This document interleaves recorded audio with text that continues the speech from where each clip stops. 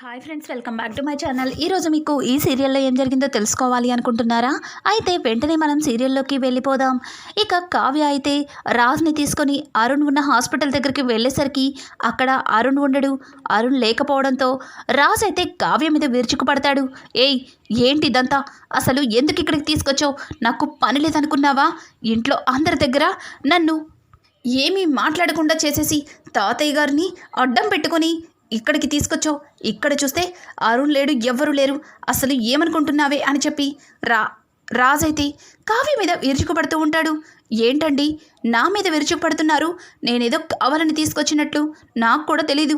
ఇక్కడికి వచ్చే వరకు ఇక్కడ అరుణ్ లేడని సంగతి, అయినా అరుణ్ ఉన్నాడని రిసెప్షన్లో చెప్పారు కదా, మరి ఇక్కడ చూస్తే అరుణ్ లేకపోవడం ఏంటి అని చెప్పి మళ్ళీ వెళ్ళి రిసెప్షన్లో అడుగుతుంది. మేడం, అరుణ్ సారు బయటికి వెళ్ళారు మేడం, నేను చూసుకోలేదు, ఉన్నారేమో అని మీకు చెప్పాను అని చెప్పి ఇక ఆ రిసెప్షన్లో ఉన్న ఆవిడ చెప్పడంతో ఇక కావ్యరాజులిద్దరు కూడా వెనక్కి తిరుగుతారు. అలా ఇద్దరు వెనక్కి తిరిగి కార్ టర్నింగ్ తిరుగుతూ ఉండగా అక్కడ ఒక పక్కగా మూలగా రాహుల్ కార్ కనిపిస్తుంది. అది చూసిన కావ్య, ఏవండి ఒక్క నిమిషం కార్ ఆపండి అని అనడంతో మళ్ళీ ఏమైంది? మళ్ళీ ఎక్కడికి తీసుకెళ్లాలనుకుంటున్నావు? ఇప్పుడు నేను ఎక్కడికి తీసుకెళ్ళను, నాకు ఆఫీస్కి లేట్ అవుతుంది, పైగా నేను ఇప్పుడు ఒక మీటింగ్కి కూడా అటెండ్ అవ్వాలి అని చెప్పడంతో అలా కాదండి, ఒక్కసారి అటు చూడండి అని చెప్పడంతో ఇక అక్కడ రాహుల్ కార్ కనిపిస్తుంది. వెంటనే రాహుల్ కార్ కనిపించడంతో ఇక రాజ్ కూడా, అవును అది రాహుల్ కార్, అయినా ఏమైంది? ఎందుకు రాహుల్ కార్ చూపించి నన్ను అడుగుతున్నావు అని అనడంతో, కాదండి అరుణ్ దగ్గరికి రాహుల్ వచ్చాడు, అంటే ఇదంతా రాహులే చేపించాడా అని చెప్పి కావ్య అయితే ఒక డౌట్ని క్రియేట్ చేస్తుంది. వెంటనే రాజ్, చూడు నీకు లేనిపోని ఆలోచనలు చాలా ఎక్కువగానే అనిపిస్తున్నాయి.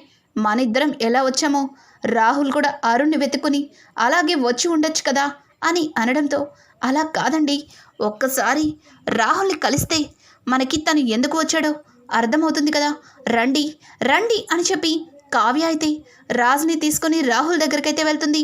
ఇక రాహుల్ అక్కడే కారులో కూర్చుని ఏటో చూస్తున్నట్టుగా యాక్ట్ చేస్తూ ఉంటాడు. ఇంతలో కార్ డోర్ కొట్టడంతో వెంటనే కావ్య కనిపిస్తుంది. రాహుల్ కొంచెం కంగారుగా తలుపు ఓపెన్ చేసి కిందకి దిగుతాడు. రాజ్, ఏంటి ఇక్కడున్నావు అని చెప్పి తడబడుతూ కంగారు పడుతూ అడగడంతో, నువ్వేంటి ఇక్కడున్నావు, ఇక్కడ నీకేం పని అని చెప్పి కావ్య అయితే ఇక రాహుల్కి ప్రశ్నల మీద ప్రశ్నలు వేసి తను ఏం సమాధానం చెప్పుకోలేనట్టుగా ఇంకా తడబడుతున్నట్టుగా మాట్లాడుతుంది. వెంటనే రాహుల్ అయితే, ఏంటి కావ్య గారు, కనీసం నాకు సమాధానం కూడా చెప్పుకునే అవకాశం ఇవ్వకుండా ఇన్ని ప్రశ్నలా అని అడగడంతో, నువ్వేంటి రాహుల్ ఇక్కడెందుకున్నావు, అయినా అరుణ్ ఉన్న హాస్పిటల్ దగ్గర నీకేం పని అని చెప్పి రాజ్ కూడా చాలా సీరియస్గానే రాహుల్ని అడుగుతాడు. ఏంటి రాజ్, నువ్వు కూడా అచ్చం కావ్యలాగే అడుగుతున్నావు, అసలు నేనిక్కడికి ఎందుకు వచ్చానో నన్ను చెప్పనివ్వట్లేదు. అదే స్వప్న గురించి అరుణ్తో మాట్లాడదామని ఇక్కడికి వచ్చాను, తీరా చూస్తే ఇక్కడ అరుణ్ లేడు, ఎక్కడికో వెళ్ళాడట, రావడానికి కూడా టైం పడుతుంది అని చెప్పి రిసెప్షన్లో చెప్తున్నారు. నేను అరుణ్ వచ్చే వరకు వెయిట్ చేద్దామని ఇక్కడే కూర్చున్నాను అని చెప్పి ఇక రాహుల్ చెప్పడంతో, అదేంటది, అరుణ్ని నువ్వు కలవడం ఏంటి, అయినా ఎందుకు, చేసిన తప్పులన్నీ కూడా నిజం చేయాలని అరుణ్ నోటితోనే చెప్పించాలని ఇక్కడికి వచ్చావా అని చెప్పి కావ్య అయితే రాహుల్ని అడుగుతుంది. రాహుల్, ఏంటి కావ్య గారు అలా మాట్లాడుతున్నారు, నిజంగా అరుణ్ అసలు స్వప్నని ఎందుకు బ్లాక్మెయిల్ చేశాడు, అసలు ఎందుకు అంత డబ్బు డిమాండ్ చేశాడు, పైగా అసలు స్వప్నకి అరుణ్కి ఉన్న రిలేషన్ ఏంటో తెలుసుకోవాలని ఇక్కడికి వచ్చానండి. మీరు ఎప్పుడూ కూడా నన్ను తప్పుగానే అపార్థం చేసుకుంటున్నారు. నాకు కూడా నా భార్య మీద ప్రేమ ఉంది, తన కడుపులో పెరుగుతున్న బిడ్డ నా బిడ్డో లేకపోతే ఆ అరుణ్ బిడ్డో ఎవరికి తెలుసండి, అది తెలుసుకోవడానికి ఇక్కడికి వచ్చాను అని చెప్పడంతో వెంటనే కావ్య, చూడు రాహుల్, నువ్వు ఇదంతా కావాలని చేస్తున్నావని నాకు అర్థమైంది. నిజం తెలిసిన రోజు నీకు వేసే శిక్ష ఎలా ఉంటుందంటే, ఆ రోజున ఎవరు చెప్పినా ఎవరు ఆపినా సరే ఆగేదే లేదు అని చెప్పి కావ్య అయితే ఇక రాహుల్కి చాలా గట్టిగా వార్నింగ్ ఇస్తుంది. ఇక రాజ్, ఏయ్ కళావతి, ఇష్టం వచ్చినట్లు మాట్లాడుతున్నావేంటి నా దగ్గరే? రాహుల్ కూడా మనం ఎలా వచ్చామో అలాగే అరుణ్ కోసం వచ్చాడు. ఆ మాత్రానికి నువ్వెందుకు అంత రియాక్ట్ అయిపోతున్నావు? సరే, నాకు ఆఫీస్కి టైం అవుతుంది, వెళ్దాం పద అని చెప్పి ఇక కావ్యని తీసుకొని రాజ్ అయితే కారు ఎక్కిస్తూ ఉంటాడు. కానీ కావ్య మాత్రం రాహుల్ వైపు అనుమానంగా చూస్తూ, రాహుల్ నువ్విక్కడ కనిపించావు అంటే ఖచ్చితంగా ఆ అరుణ్తో ఇదంతా నువ్వే చేయించావని నాకు అర్థమైంది. కానీ అరుణ్కి ఏం చెప్పి చేయించావు అన్న విషయం తెలిస్తే నిజాలన్నీ దానంతట అవే వస్తాయి.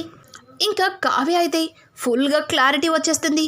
ఇదంతా కూడా రాహులే వెనుక ఉండి అరుణ్తో చేయించాడు అన్న నిజమైతే కావ్యకి అర్థమైపోతుంది. కానీ వాటిని సాక్ష్యాలతోనే చూపిస్తే ఇంట్లో వాళ్ళు నమ్ముతారు, లేకపోతే అస్సలు నమ్మరు అని చెప్పి కావ్యకి అర్థమైపోతుంది. ఇక ఇక్కడ చూస్తే అప్పుని ఎలా అయినా సరే కళ్యాణ్తో కలపాలి అని కనకం ఫుల్గా ఫిక్స్ అయిపోతుంది.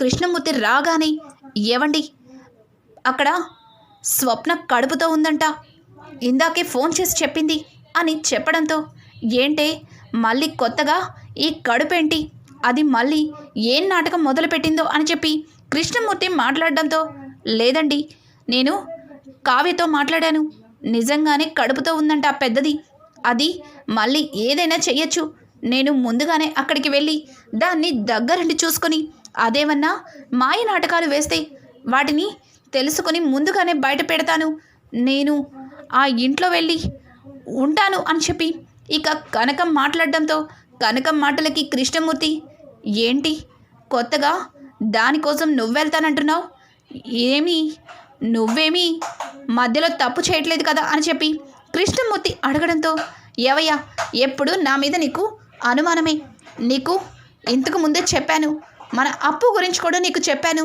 నా మీద అనుమాన పడతావేంటి? నేను ఆ పెద్దది ఏదో ఒక తప్పు చేసి అక్కడ ఉన్న కావ్యని ఇరికిస్తోంది, అదేంటో తెలుసుకుంటాను అని చెప్పడంతో ఇక కృష్ణమూర్తి కూడా కావ్య జీవితం కూడా ముడిపడి ఉంది అన్న విషయంతో సరేనని ఒప్పుకుంటాడు.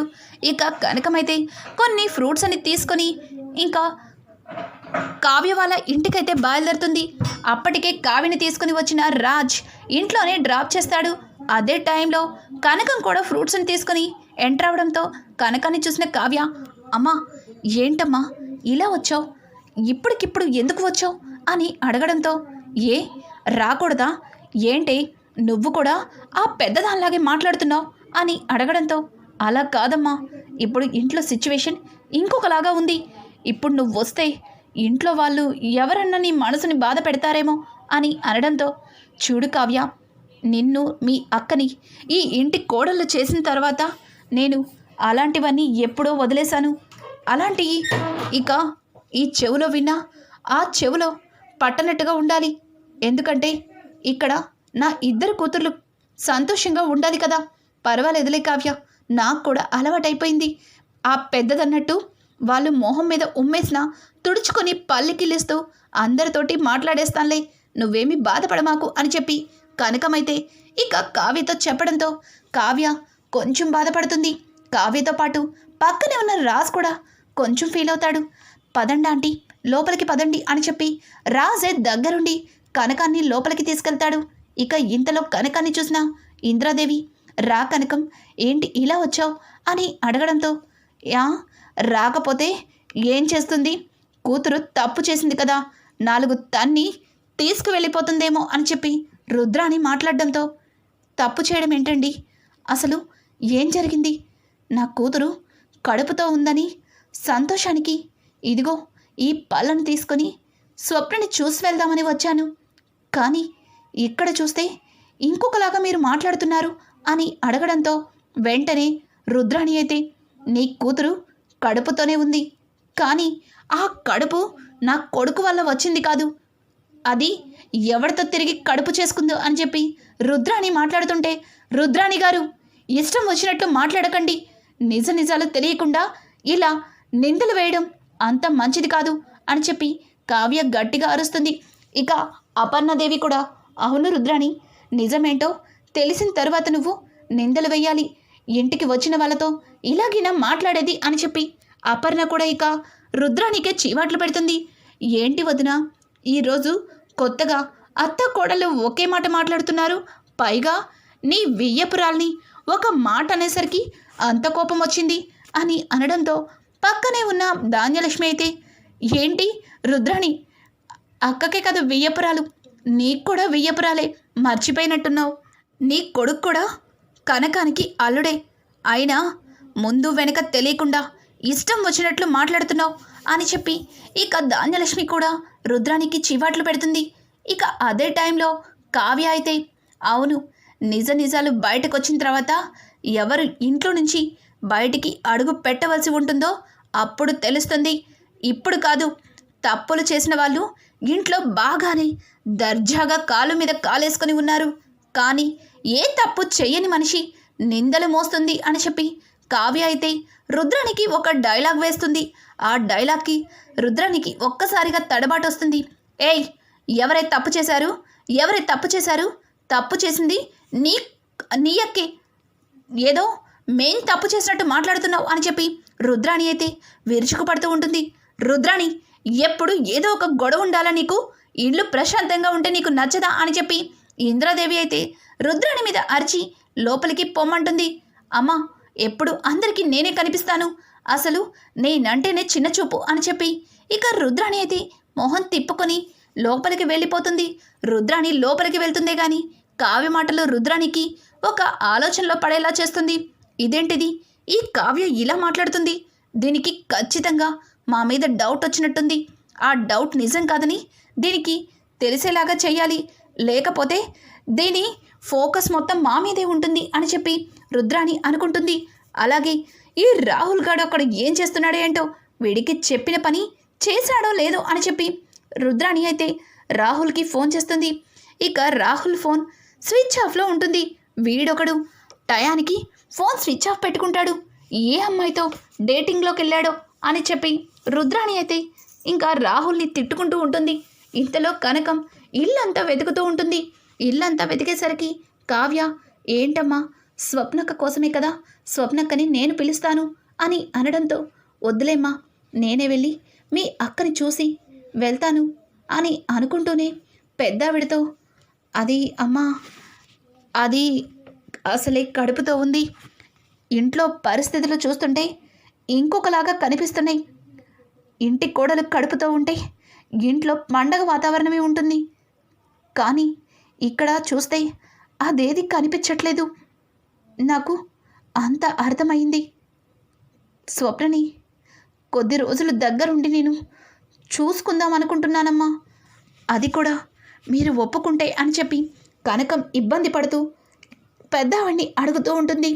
ఆ మాటలకి కావ్య, అమ్మ, ఇక్కడ ఉంటే ఇక్కడ ఉన్న సిచ్యువేషన్ పట్టించి నీ పరిస్థితి ఎలా ఉంటుందో అర్థం చేసుకో, అడుగడుగునా నీకు అవమానాలు ఎదురవుతాయి, ఎందుకమ్మా, ఎందుకు, అక్కని చూసుకోవడానికి మేమందరం ఉన్నాం కదా అని చెప్పి కావ్య నచ్చ చెప్పిపోతుంటే ఇక పెద్దావిడైతే, కావ్య, ఆమె తల్లి మనసు ఎప్పుడు కూడా తన కూతురు కష్టపడకూడదని ఆలోచిస్తుంది, ఇంత పెద్ద కష్టంలో ఉన్న కూతుర్ని వదిలేసి ఏ తల్లైనా ఎందుకు వెళ్ళిపోతుంది, కనకం, నువ్విక్కడ ఉండడానికి మాకు ఎటువంటి ఇబ్బంది లేదు, నువ్వు చక్కగా ఇక్కడే ఉండి నీ కూతురు స్వప్నని కంటికి రెప్పలా కాపాడుకో అని చెప్పి పెద్ద ఆవిడ చెప్పడంతో ఒక విధంగా కనకమైతే కావ్యకి సహాయంగా స్వప్నని చూసుకోవడానికి, అలాగే కళ్యాణ్ మనసులో ఉన్నది అనామిక కాదు అప్పు అని కళ్యాణ్కి తెలిసేలా చేయడానికి కనకమైతే చాలా గట్టిగా ఫిక్స్ అయిపోతుంది. ముందు స్వప్న జీవితాన్ని చక్కబెట్టి ఆ తర్వాత అప్పు కళ్యాణ్ని ఒక్కడి చేయాలి అని తను చాలా గట్టిగా అనుకుంటుంది. ఇదంతా ఇలా ఉండగా ఇక రాజ్ అయితే ఆఫీస్కి వెళ్ళాలి అని హడావుడిగా బయలుదేరతాడు. హడావుడిగా వెళ్ళిన రాజ్కి రాహుల్, అలాగే అరుణ్ ఇద్దరు కూడా పక్కపక్కనే కనిపిస్తారు. ఒక్కసారిగా వాళ్ళిద్దరిని అలా చూసేసరికి రాజ్కి ఏమీ అర్థం కాదు. ఇంతకు మునుపు కావ్య అన్న ప్రతి మాట గుర్తొస్తుంది. ఏంటి, రాహుల్ అరుణ్తో ఇలా పర్సనల్గా మాట్లాడుతున్నాడు, పైగా ఇద్దరు నవ్వుకుంటూ షేక్ హ్యాండ్స్ ఇచ్చుకుంటున్నారు. అసలు అరుణ్తో రాహుల్ మాట్లాడే మాటలు నాకు స్వప్న గురించి అడుగుతున్నట్టు అనిపించట్లేదు. ఇదంతా రాహులే వెనక నుండి అరుణ్తో చేయించినట్లుగా, పైగా అనుకున్నవి సక్సెస్ అయినాయి అని చెప్పి ఎంజాయ్ చేస్తున్నట్లుగా అనిపిస్తుంది అని రాజ్ అనుకుని ఇక అరుణ్ అలాగే రాహుల్ మాట్లాడుకుంటున్నప్పుడు రాజ్ అక్కడికి దొంగచాటుగా వెళ్తాడు.